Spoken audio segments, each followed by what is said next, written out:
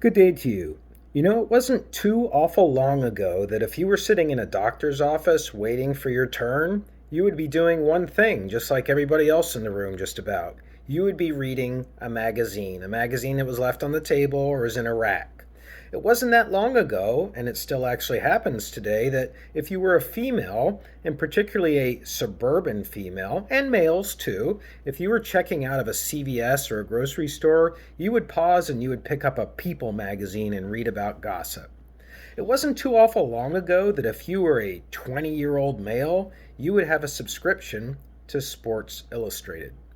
Now, all of those things dealing with magazines are still happening today, but they're happening on the phone. They're happening on the phone, so the phone, in a way, is merging with the magazine. We're going to be covering that today as we talk about our next medium in the class, the magazine. Here it is, the magazine known as the King of the Photo. The King of the Photo. This is a Rolling Stone magazine. It's for rock and roll fans, and just look at that Triumph motorcycle. I mean, it just invites you to study it, even if you don't like motorcycles. Trying to anticipate the motion, trying to feel the breeze, trying to feel the speed. The magazine, among other things, is the king of the photo. And so that's what we're taking on today. We're taking on Chapter 5, magazines. This is our last class this week, Wednesday's class. You will have your RSC post that's due tomorrow on New Year's Eve. But our next class is not going to be until Monday. And don't get used to this rhythm, right? Because on Monday, after New Year's Eve, we're going to be heading into two weeks in a row of 5-day in a row classes. So we've kind of had a nice slow sort of start to the class, but do keep in mind you will need to have a little bit more sustaining power when we get to Chapter 6. And also briefly about the RSC posts. I did review RSC posts, and I just want to say if the directions are saying that you have to provide a sentence at the end of your post on D2L that analyzes why people are responding the way that they're responding to your post, and if the sample on D2L under discussion shows an example of a final statement that's an analysis of why people are making the responses that they're making, then why might you be posting your RSC post without that statement? It shows that you're not reading the examples. It shows that you're not reading the syllabus. So let's step up your game. Most of the posts, the RSC posts, are good, but you need to really make sure that you're posting all of the information that's required. And if you have any questions whatsoever, that's what Jake is for. He's the tutor for the class. He's every day of class, including today, in that 1-hour session from 5 to 6, helping students, one student at a time, improve their grades in the class and ultimately improve their understanding of the material. All right, so let's hit into magazines today. I've said that the magazine photo makes the magazine the king of all media, but the magazine cover is an integral part of where that photo goes. Just like this cover, if you ever, you don't have to like the Rolling Stones to look at them and see the wrinkles, see the ages, see the smiles, see the years. The cover photo is so important. I'd also like to point out too, what does the shape of the magazine remind you of? Does it remind you of a cell phone? Yeah. And if you were, living in Egypt in 2000 BC, you'd say, well, the tablet, it looks like a magazine too. So we're getting that same basic form, which derives all the way from the tablet. Now let's talk about the development of national culture. This is an idea that we introduced last class, or 2 classes ago, I should say, that the magazine started to get the United States to seem like the United States, as opposed to a Pennsylvania next to a New York, next to a New Jersey. So before radio and TV, magazines were the primary source of information for news, and especially in-depth news, and ideas, and photos. That's what magazines are for, stimulating thought.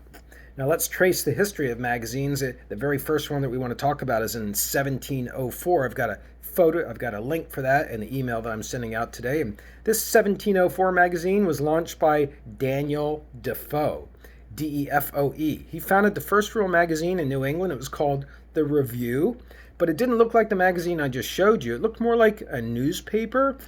And so what we're starting to see is an evolution, right, of printed communication. Last class was the first time that we finally got to a mass medium with the book in the 1400s, changing everything about our world, making possible the idea of mass culture.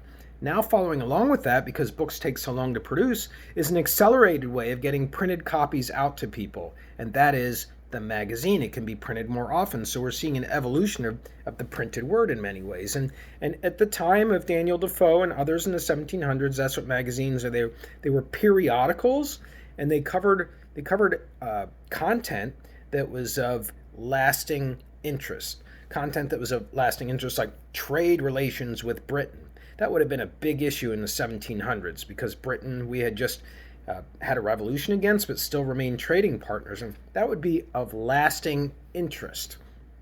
Also, magazines, as opposed to newspapers, which we're going to be covering after New Year's Eve, magazines were, at least initially, they were intended for a broader geographic area than newspapers.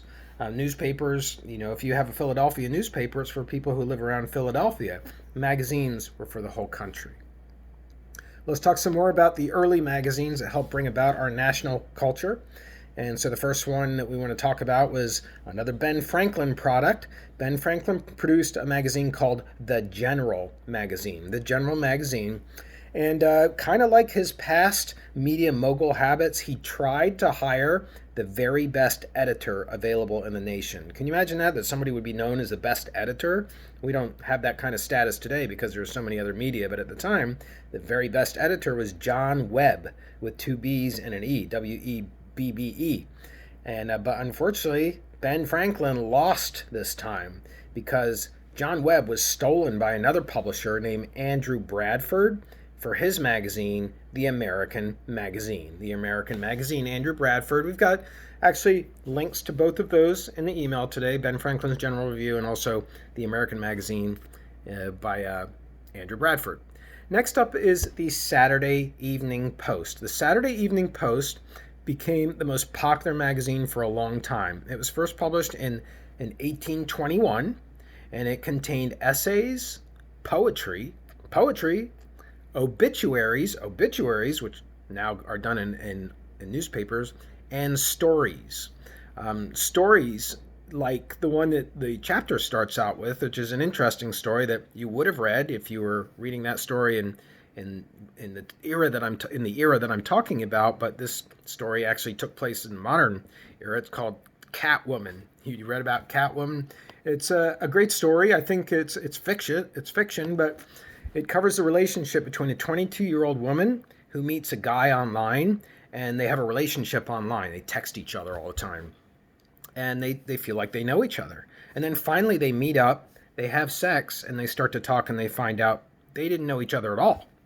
And that's a kind of an interesting commentary on the life that we're in today. That's a kind of short story that you would read in magazines like the Saturday Evening Post. I mean, not that kind of story because morals were a little bit different, but the idea of drama and intrigue and relations between people. Two of the biggest authors for the Saturday Evening Post you will probably know, Edgar Allan Poe, and Nathaniel Hawthorne were both authors for the Saturday Evening Post. But what really made the Saturday Evening Post so well known was the artwork that was done by Norman Rockwell. Norman Rockwell? Norman Rockwell is a famous American painter. He's got a museum in New York. You can go visit it if you want to. I think it's New York, upstate New York. And he painted American life by caricaturing people in like Americana ways, if you know what I mean. So the most famous one is three guys standing on a golf course, and they look goofy and putting the ball, and the ball misses the hole. My doctor's office, I went to see my doctor last week, he had a Norman Rockwell hanging in there. So Norman Rockwell became a famous painter, but much of his artwork was featured in there. It was a weekly magazine, the Saturday Evening Post. It was weekly. And it all came crashing to an end, however, when television was invented. That's when the magazine's subscriptions fell off. Now let's trace the technology of the magazine so that we can understand how it evolved from the book and newspapers. So what we want to talk about first is the birth of photojournalism. And by the way, I meant to mention I had links for the Saturday Evening Post. I have links for all my stuff today. If I miss any, just make sure that you go through my emails, and I invite you to spend some time with the links and really put some tangible, visual imagery to the things that I'm talking about throughout the class. So let's talk about the birth of photojournalism, and it was made possible. Well, you know what photojournalism is, right? It's when a photograph tells a story. Like the Vietnam War finally was told to the American public because magazines just started running photo after photo after photo of dead bodies, of helicopters, of jungle, of Viet Cong. It's using photos to tell stories. And the magazine is very well suited to photographs, right? So magazines do a lot of photojournalism. And it all started in the 1880s. In the 1880s, what was known as the halftone, Halftone, the halftone was invented. And this is creating photos from a series of dots.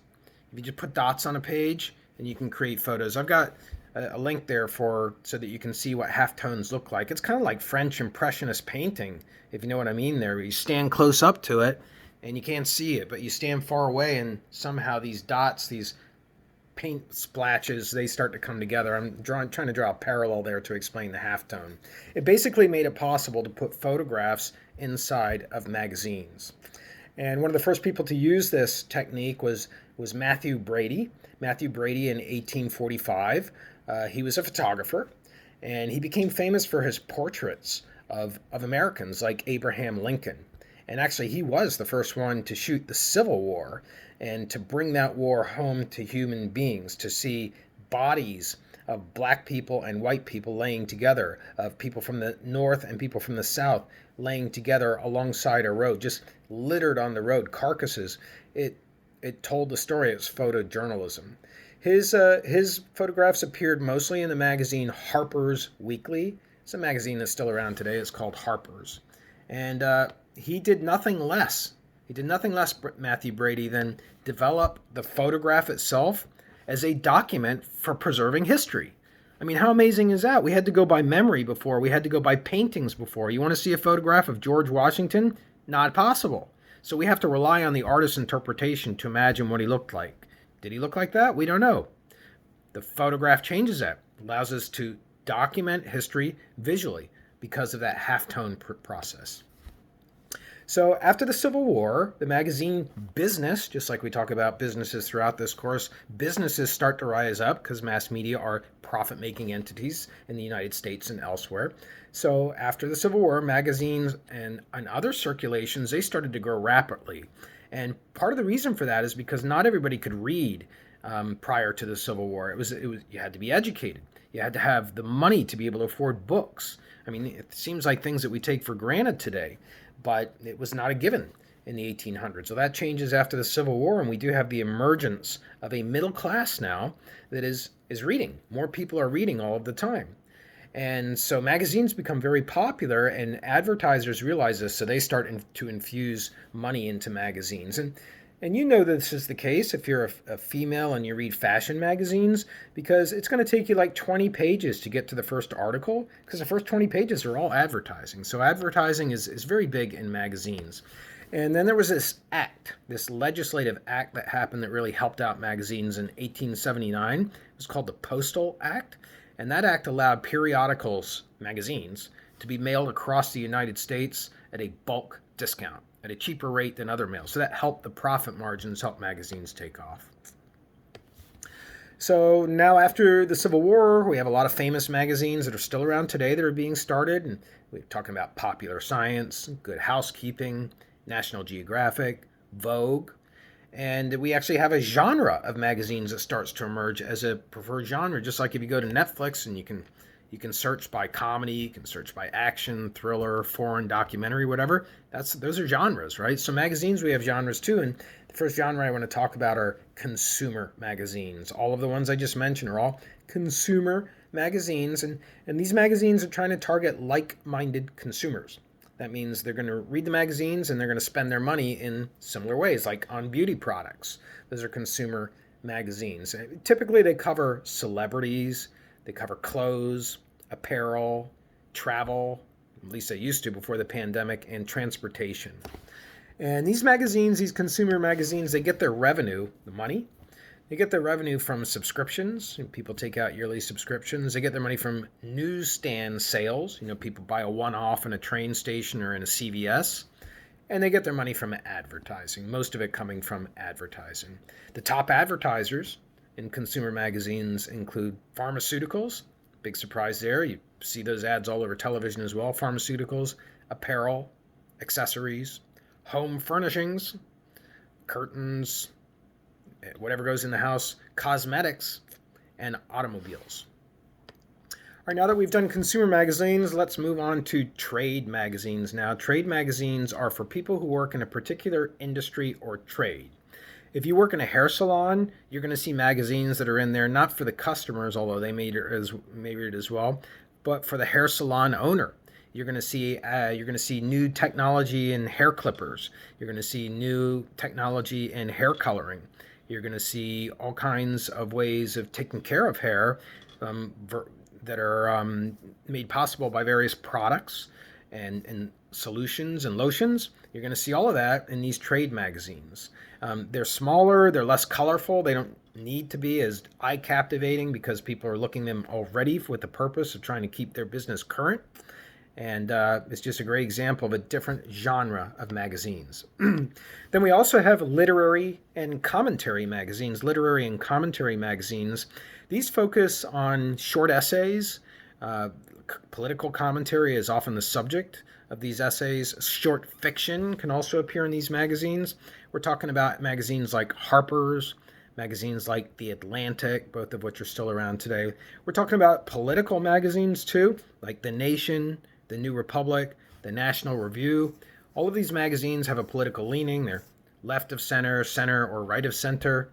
And usually in these magazines, the letter to the editor is central to the content. People have read a past issue and they're writing about it and they comment in a current issue. So that's usually a big part. All right, now we're going to go on to talk about how media have helped, in some ways, advance the rights of those who have experienced social injustice. We're going to be doing that as a theme throughout some of our lectures that are coming up shortly here. And the first group that we're going to talk about are for African Americans. For African Americans, a magazine was started called The Crisis. The Crisis was started by W.E.B. Du Bois. W.E.B. Du Bois, an African American. He's got three letters to start off his name, three initials, I should say, W.E.B. Du Bois. And he published The Crisis to promote civil rights for African Americans, but most notably, for the first time, he actually gave an outlet to black writers.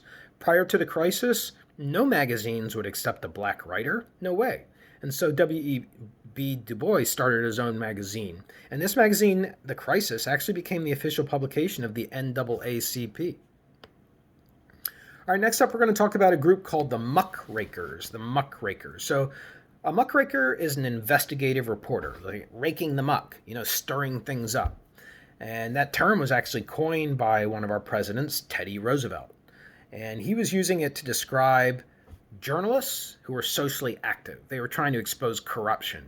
During his era, most of the corruption was in what were called trusts, where you had a lot of companies that were conspiring together to raise prices, to force out other competition. Kind of like what Congress is looking at Facebook for today.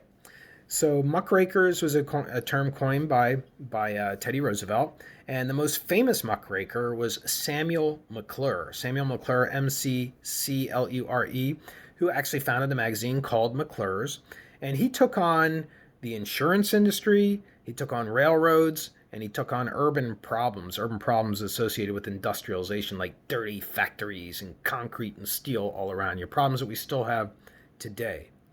So his most famous target of all was the Standard Oil Company.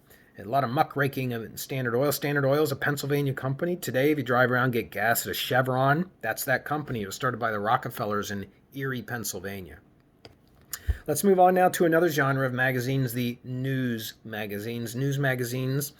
We can cite Henry Luce here. Henry Luce, L-U-C-E. Henry Luce, he was American, but he was born in China to missionary parents, and he founded Time magazine. He founded Time magazine, a weekly magazine focusing on current events. You probably know about Time for Time's Person of the Year. This year's Time's Persons of the Year, actually, is Joe Biden and Kamala Harris. And it's an event that society looks forward to, just like Fortune 500 looks forward to the announcing of the top 500 companies. And so it's been elevated into to our national culture that way. And he had this formula for Time magazine where he wouldn't tell the reader, they would tell the reader how to think about issues, but they would do it in a way that is as follows. They would present multiple sides to an issue. like presenting multiple sides to the issue of this $2,000 payment that Congress is discussing about raising the $600 payment to a $2,000 payment for people because of the pandemic. That would be talked about from multiple sides, but there would be one clear side that would be favored, like yes for the $2,000 or no for the $2,000, and why? Why? That would be the strategy of Henry Luce's Time magazine. And he also went on to found Fortune magazine. I've already mentioned Fortune. He went on to found Life magazine, and he went on to found Sports Illustrated magazine. So Henry Luce had a huge impact. And he also, by the way, hired the first female photographer for magazines. Her name was Margaret Bourke White, Bourke White. She was the first woman photographer, actually, who was accredited by the U.S. Army as well. And I've got photographs from her in the links today. And what she did is she went around chronicling the harm that industrialization had caused America. She would shoot smokestacks. She would shoot trains that were decrepit. She would shoot steam pipes. She would shoot the ugliness of industrialization in inner cities. Essentially, she did what were called photo essays, kind of like photojournalism. Photojournalism would be delivering hard news. Photo essays are making a larger commentary, and in her case, the blight on human life because of industrialization.